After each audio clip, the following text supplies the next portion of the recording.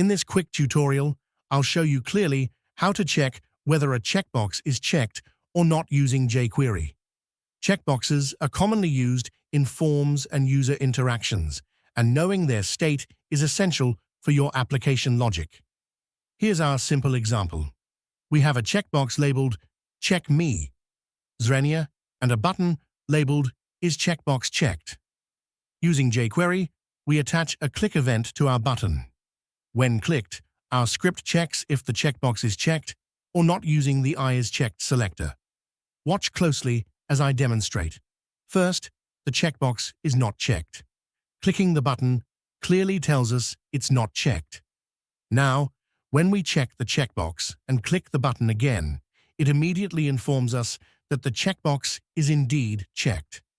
This simple jQuery method gives you an easy and reliable way to determine checkbox states on your web pages. Thanks for watching.